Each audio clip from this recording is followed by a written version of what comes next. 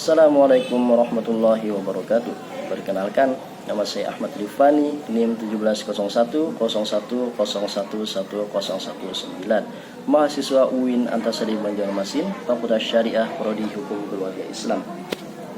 Pada kesempatan kali ini, kami mahasiswa magang praktikum B di Pengadilan Agama mendapatkan sebuah tugas untuk membuat video individual terkait dengan salah satu kewenangan absolut peradilan agama.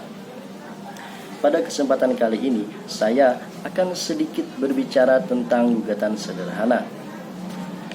Gugatan sederhana ialah gugatan yang acaranya itu dilakukan secara sederhana, cepat, dan berbiaya ringan.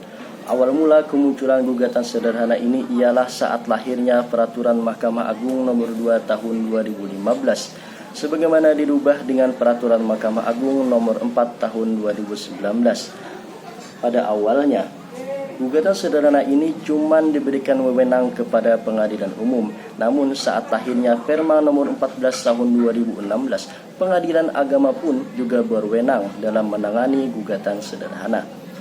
Pada umumnya, setiap gugatan itu diwajibkan untuk memuat kerugian material tanpa ada memiliki batasan. Namun, gugatan sederhana ini memiliki sebuah karakteristik yang berbeda, yang mana kerugian materi itu tidak diperbolehkan melebihi 500 juta rupiah. Dalam hal kerugian materi melebihi 500 juta rupiah, maka gugatan dilakukan dengan acara biasa, bukan menggunakan acara gugatan sederhana. Tahapan penyelesaian gugatan sederhana ini meliputi: pertama, pendaftaran; yang kedua, pemeriksaan kelengkapan gugatan sederhana; yang ketiga, penetapan hakim. Hakim di sini adalah hakim tunggal, bukan majelis hakim; dan penunjukan paktilah pengganti. Yang keempat, pemeriksaan pendahuluan. Yang kelima, penetapan hari sidang dan pemanggilan para pihak. Yang keenam, pemeriksaan sidang dan perdamaian. Yang ketujuh, pembuktian. Dan kedelapan ialah putusan.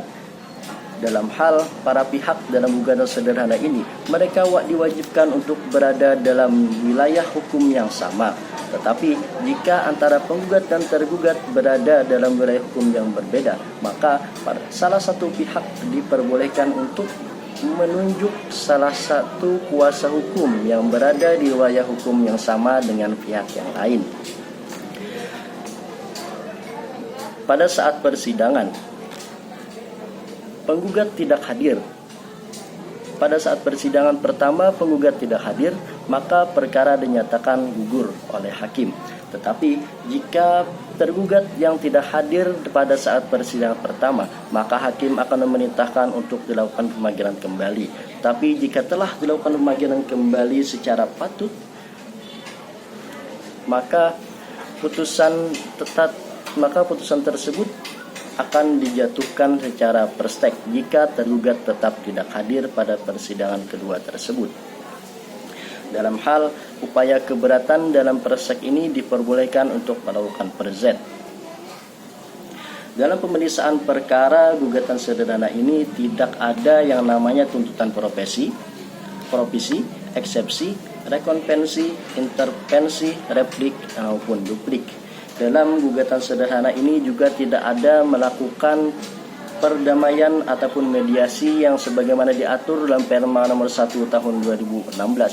Cukup saja dalam hal ini hakim menasehati para pihak untuk melakukan perdamaian, bukan secara peraturan yang diatur dalam Perma nomor 1 tahun 2016. Dalam hal misalkan antara para pihak ini telah melakukan perdamaian di luar persidangan, tetapi para pihak ini tidak ada memberikan kepada hakim terkait dengan akta perdamaian di luar persidangan, maka hakim tetap melanjutkan perkara sebagaimana ketentuan yang berlaku. Dalam hal putusan, dimulai dari persidangan pertama sampai putusan tidak diperbolehkan melebihi dari kurun waktu 25 hari. Namun setelah putusan ini dinyatakan majelis hakim dinyatakan majelis hakim untuk selesai dan dibacakan putusan, maka bagi para pihak yang keberatan bisa melakukan upaya hukum, yakni upaya keberatan, yang mana upaya keberatan ini tidak lagi dilakukan oleh hakim tunggal, tetapi dilakukan oleh majelis hakim, yang mana majelis hakim ini tidak termasuk daripada hakim tunggal tersebut di pengadilan mana dia mendaftarkan perkara tersebut. Inilah salah satu karakteristik daripada gugatan sederhana lagi, yang mana biasa gugatan sederhana itu dilakukan upaya keberatan ini kepada pengadilan tinggi agama, tetapi gugatan sederhana ini cuman diberikan wewenang untuk upaya keberatan ini kepada pengadilan agama tersebut. Sekian dan terima kasih. Jika ada yang ingin ditanyakan, silahkan ditanyakan di kolom komentar. Assalamualaikum warahmatullahi wabarakatuh.